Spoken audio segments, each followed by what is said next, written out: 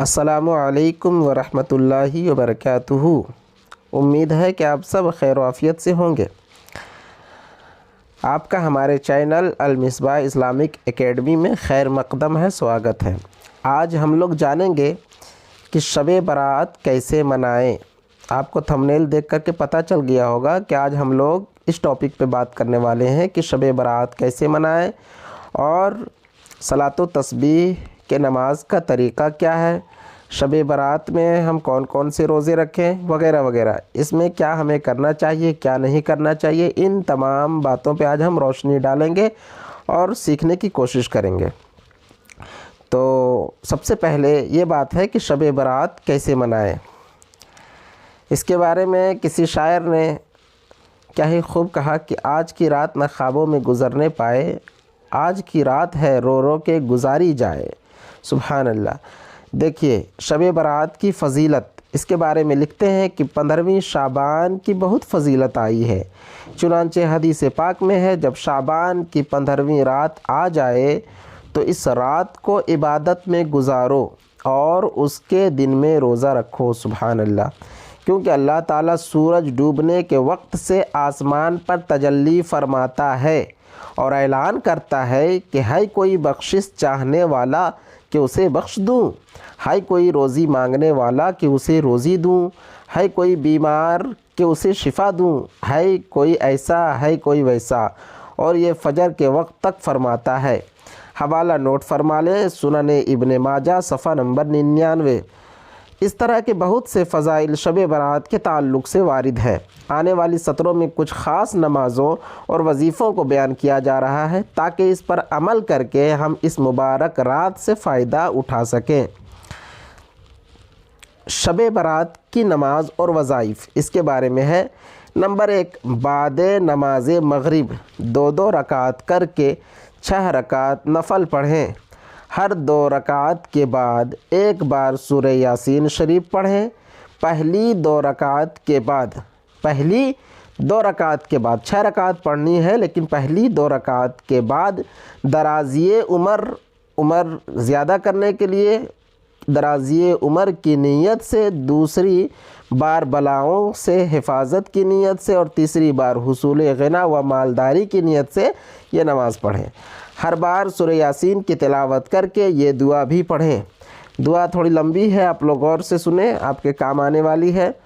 اللہم یا ذا المن ولا یمن علیہ یا ذا الجلال والاکرام یا ذا الطول والانعام لا الہ الا انت ظہر اللاجئین وجار المستجیرین ومأمن الخائفین اللہم ان یوں کنتا کتبتنی یوں دکا فی الکتاب شقیا او محروما او مطرودا او مقترا علی فی الرزق فامحو اللہم بفضلک شقاوتی وحرمانی وطردی واقطار رزقی وأثبتني عندك في الكتاب سعيدا مرزوقا موفقا للخيرات فإنك قلت وقولك الحق في كتابك المنزل على لسان نبيك المرسل يمحو الله ما يشاء ويثبت وعنده الكتاب إلهي بالتجلي الأعظم في ليلة النصف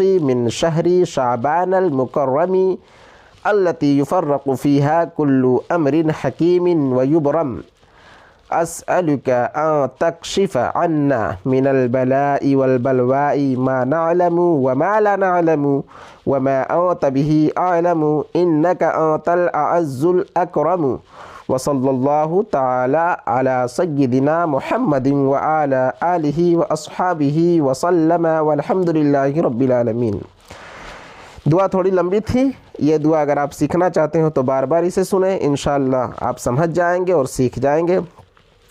نمبر 2 میں فرماتے ہیں کہ لیلۃ البرات کی نیت سے 2 رکعت کر کے 12 رکعت پڑھیں۔ پہلے 6 رکعت والے طریقہ بھی بیان ہوا، اب یہاں پہ لیلۃ البرات کی نیت سے 2 رکعت کر کے 12 رکعت پڑھیں۔ ہر رکعت میں سورہ فاتحہ کے بعد 3 بار قل هو اللہ مکمل پڑھیں، پھر سلام پھیر کر 100 مرتبہ تسبیح پڑھیں، سبحان اللہ والحمد للہ ولا الہ الا اللہ واللہ اکبر۔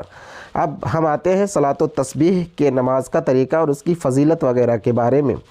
فرماتے ہیں صلاۃ التسبیح میں بے انتہا ثواب ہے۔ بزرگان دین فرماتے ہیں کہ اس کی فضیلت سن کر وہی شخص چھوڑ سکتا ہے جو دین کے بارے میں نہایت سست و کاہل ہو۔ حضور صلی اللہ علیہ وسلم نے اپنے چچا حضرت عباس رضی اللہ تعالی عنہ کو تاکید کرتے ہوئے فرمایا، اے چچا، اگر آپ سے ہو سکے تو روزانہ 1 مرتبہ صلاۃ و تسبیح پڑھا کریں۔ سبحان اللہ، روزانہ 1 مرتبہ، اور اگر روزانہ نہ ہو سکے تو ہر جمعہ کو 1 مرتبہ، اور یہ بھی نہ ہو سکے تو ہر مہینے میں 1 مرتبہ، یہ بھی نہ ہو سکے تو سال میں 1 مرتبہ، اور یہ بھی نہ ہو سکے تو عمر میں 1 بار ضرور پڑھ لیں۔ یعنی اس حدیث سے پتہ چلتا ہے کہ پوری زندگی میں کم از کم 1 مرتبہ پڑھنا ضروری ہے۔ اگر ہر دن آپ پڑھیں تو بہت اچھی بات ہے، لیکن کم از کم اگر نہ ہو سکے تو پوری زندگی میں 1 مرتبہ ضرور پڑھ لیں۔ پڑھنے کا طریقہ کیا ہے؟ تو پڑھنے کا طریقہ یہ ہے کہ 4 رکعت کی نیت سے تکبیر تحریمہ کہہ کر ہاتھ باندھ لیں، پھر ثنا پڑھیں۔ 15 مرتبہ سبحان اللہ والحمد للہ ولا الہ الا اللہ واللہ اکبر پڑھنا ہے ثنا کے بعد پہلی رکعت میں۔ اس کے بعد اعوذ باللہ من الشیطان الرجیم، بسم اللہ الرحمن الرحیم اور الحمد للہ شریف پورے پڑھنے کے بعد پھر کوئی صورت ملانا ہے، اور صورت ملانے کے بعد 10 مرتبہ پھر اسی تسبیح کو سبحان اللہ والحمد للہ ولا الہ الا اللہ واللہ اکبر پڑھنا ہے۔ اس کے بعد پھر رکوع میں جانا ہے، سبحان ربی العظیم پڑھنے کے بعد 10 مرتبہ پھر اسی تسبیح کو پڑھنا ہے، سبحان اللہ والحمد للہ ولا الہ الا اللہ واللہ اکبر۔ پھر رکوع سے سیدھے کھڑے ہو کر کے پھر 10 مرتبہ اسی تسبیح کو پڑھنا ہے، اور پھر سجدہ میں جا کر سبحان ربی الاعلیٰ پڑھنے کے بعد 10 مرتبہ اس تسبیح کو پڑھنا ہے۔ پہلے سجدے سے سر اٹھانے کے بعد، یعنی کہ پہلے سجدے سے سر اٹھا کر کے جب بیٹھ جائیں گے تب یہ 10 مرتبہ پھر اسی تسبیح کو پڑھنا ہے، سبحان اللہ والحمد للہ ولا الہ الا اللہ واللہ اکبر۔ دوسرے سجدے میں جائیں گے، سبحان ربی الاعلیٰ پڑھنے کے بعد 10 مرتبہ پھر اسی تسبیح کو پڑھیں گے۔ حوالہ نوٹ فرما لیں، جامع الترمذی یعنی کہ ترمذی شریف کا حوالہ ہے، جلد اول صفحہ نمبر 64، باب ما جاء فی صلاۃ التسبیح۔ نوٹ: دوسرے سجدے سے سر اٹھا کر اس تسبیح کو پڑھے بغیر سیدھے کھڑے ہو جائیں۔ دوسرے سجدے سے جب سر اٹھائیں گے تو بیٹھیں گے نہیں، سیدھے کھڑے ہو جائیں گے، قیام کی حالت میں چلے جائیں گے، اور بقیہ آخری 3 رکعتوں میں 15 مرتبہ کھڑے ہو کر تسبیح پڑھیں۔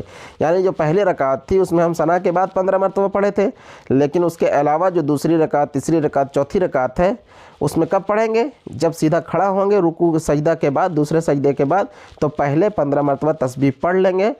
اس کے بعد پھر کیا کریں گے؟ پھر قرات کر کے پہلی رکعت کی طرح 10 بار تسبیح پڑھتے ہوئے 75 کی تعداد پوری کریں گے۔ اگر بھولے سے کسی جگہ تسبیح چھوٹ گئی یا کم پڑھی تو اس کے بعد جو تسبیح کا موقع ہے وہاں پڑھ لیں۔ یعنی اگر کسی مرتبہ آپ نے 15 کی جگہ 13 ہی پڑھا، بعد میں یاد آیا یہ 2 چھوٹ گیا تھا، تو پھر آگے جو تسبیح آ رہی ہے، مثال کے طور پہ قیام کی حالت میں 15 مرتبہ آپ کو چھوٹ گیا تو رکوع کی حالت میں 10 اور 2 والا ملا کر کے 12 مرتبہ پڑھ لیں۔ اس طرح سے کرنا ہے۔ تو یہ تھا صلاۃ التسبیح کے نماز کا طریقہ۔ اب ہم جانیں گے کہ شب برات کا روزہ، یہ کون کون سے روزے ہم رکھیں گے۔ حدیث پاک میں ہے شب برات کے دن روزہ رکھو۔ حضرت عائشہ فرماتی ہیں، میں نے رسول اکرم صلی اللہ علیہ وسلم کو کسی مہینے میں شعبان سے زیادہ روزے، کون سے روزے؟ نفل روزے رکھتے نہیں دیکھا۔ آپ اس مہینے کے اکثر بلکہ تمام دنوں میں روزہ رکھتے تھے۔ ترمذی شریف کا حوالہ ہے، جلد اول صفحہ نمبر 92، اور حضرت ام سلمہ فرماتی ہے، میں نے رسول اکرم صلی اللہ علیہ وسلم کو شعبان اور رمضان کے علاوہ مسلسل 2 مہینے تک روزہ رکھتے ہوئے نہ دیکھا۔ اچھا، شب برات کا وظیفہ کیا ہے؟ چلیے اس کے بارے میں جانتے ہیں۔ شب برات میں یہ دعا سرکار علیہ الصلوۃ والسلام سے منقول ہے، اللہم انک عفو تحب العفو فاعف عنی۔ حوالہ نوٹ فرمائے، مشکات المصابیح صفحہ نمبر 182۔ یعنی یہ شب برات کا وظیفہ ہے، اس لیے اس دعا کو ہمیں زیادہ سے زیادہ پڑھنی چاہیے اور پڑھتے رہنا چاہیے۔ شب برات کا حلوہ ہم لوگ بناتے ہیں، لیکن جانتے نہیں بھائی کیوں بناتے ہیں۔ بہت سارے لوگوں میں الگ الگ قسم کے روایت منقول ہے، جو کچھ صحیح ہے کچھ غلط ہے۔ تو چلیے جانتے ہیں شب برات کے حلوے کی اصلیت کیا ہے۔ شب برات میں فاتحہ کے لیے حلوہ اور دوسرے کھانے پکانا نہ تو فرض ہے اور نہ ہی واجب ہے، نہ ہی ناجائز اور حرام ہے، بلکہ دوسرے کھانوں کی طرح یہ بھی ایک مباح اور جائز کام ہے۔ اور اگر اس نیک نیتی کے ساتھ ہو کہ اچھا کھانا غریبوں کو کھلائے تو یہ ثواب کا کام ہے۔ اور حلوہ چونکہ رسول اکرم صلی اللہ علیہ وسلم پسند فرمایا کرتے تھے، جیسا کہ حدیث پاک میں ہے کہ رسول اکرم صلی اللہ علیہ وسلم حلوہ اور شہد پسند فرماتے تھے۔ صحیح البخاری جلد 2 صفحہ نمبر 838۔ لہٰذا اسے پکا کر بزرگوں کے نام سے اصالِ ثواب کرنا بھی جائز اور ثواب کا کام ہے، اور اسے حرام و شرک کہنے والا بدعتی اور گمراہ ہے۔ یعنی حلوہ آپ بنا سکتے ہیں جس طرح کے دوسرے کھانے پکاتے ہیں، یہ اچھی بات ہے، اور اگر اس نیت سے آپ بناتے ہیں کہ غریبوں کو کھلائیں گے تو یہ اور زیادہ ثواب کا کام ہو جائے گا۔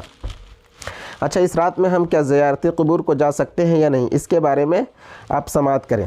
مردوں کو قبروں کی زیارت کے لیے جانا سنت ہے۔ حضور اکرم صلی اللہ علیہ وسلم نے قبروں کی زیارت کی ہے اور اس کا حکم بھی دیا ہے، اس کے فائدے اور برکتیں بھی بتائی ہیں، جیسا کہ حدیث پاک میں ہے قبروں کی زیارت کرو اس لیے کہ وہ دنیا سے بے رغبت کرتی ہے اور آخرت کی یاد دلاتی ہے۔ سنن ابن ماجہ صفحہ نمبر 112۔ اور عورتوں کے بارے میں اللہ کی لعنت ان عورتوں پر جو قبروں کی زیارت کے لیے جائیں، یعنی عورتوں کو قبروں کی زیارت کے لیے نہیں جانا چاہیے، لہٰذا عورتیں نہ جائیں، جب قبر پر جائیں تو پہلے یوں سلام کریں: السلام علیکم یا اہل القبور یغفر اللہ لنا ولکم انتم سلفنا ونحن بالاثر۔ اس کے بعد کیا کرنا ہے؟ پھر پائتی کی جانب سے جا کر میت کے چہرے کے سامنے کھڑے ہوں اور فاتحہ پڑھیں۔ اچھا، شب برات میں کچھ بعض لڑکے جو ہوتے ہیں آتش بازی کرتے ہیں، پٹاخہ چھوڑتے ہیں، اس کے بارے میں کچھ باتیں آپ جان لیں۔ شب برات جہنم کی بھڑکتی آگ سے براعت یعنی چھٹکارا پانے کی رات ہے، مگر افسوس بہت سے مسلمان آگ سے چھٹکارا حاصل کرنے کے بجائے ڈھیر سارے روپے پیسے خرچ کر کے اپنے لیے آتش بازی کا سامان خریدتے ہیں اور خوب پٹاخے وغیرہ چھوڑ کر اس مقدس رات کا تقدس پامال کرتے ہیں، جبکہ آتش بازی یعنی کہ پٹاخے وغیرہ چھوڑنا حرام اور جہنم میں لے جانے والا کام ہے، جیسا کہ سرکار اعلیٰ حضرت فرماتے ہیں آتش بازی جو شب برات اور شادیوں میں رائج ہے بے شک حرام ہے۔ فتوی رضویہ جلد 23 صفحہ نمبر 279۔ مسلمانوں کو چاہیے کہ آپس میں دشمنی ہو تو صلح کر لیں اور ایک دوسرے کے حقوق معاف کر دیں۔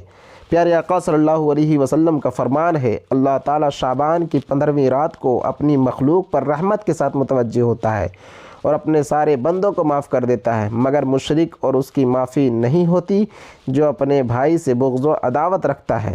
جامع ترمذی شریف کے حوالہ دیا ہے۔ لاسٹ بات یہ ہے کہ نفل نمازوں کی اہمیت و فضیلت اپنی جگہ برحق ہے، مگر جن کے ذمے فرض نمازوں کی قضا ہو انہیں نفل نمازوں کی جگہ قضائے عمری کا اہتمام کرنا چاہیے۔ یعنی ہم سوچتے ہیں کہ کیا عبادت کریں گے، نفل پڑھیں کہ قضائے عمری پڑھیں، اس تعلق سے ہم شک و شبہ کا شکار رہتے ہیں۔ تو اس کے بارے میں یہ ہے کہ اگر ہمارے ذمے قضا نمازیں ہیں تو ہمارے لیے بہتر یہ ہے کہ پہلے قضا نمازوں کا ہم اہتمام کریں۔ اسی طرح اس مبارک رات میں گھومنے پھرنے کے بجائے کثرت سے توبہ، استغفار اور قرآن کی تلاوت کریں، نیز کثرت سے درود شریف پڑھتے رہیں۔ اگر یہ ویڈیو ہماری اچھی لگی ہو تو ہمارے چینل المصباح اسلامک اکیڈمی کو سبسکرائب کر لیں تاکہ اسی طرح کی ویڈیو آپ تک پہنچتی رہو اور آپ کو کچھ سیکھنے کا موقع ملتا رہے۔ السلام علیکم ورحمۃ اللہ وبرکاتہ۔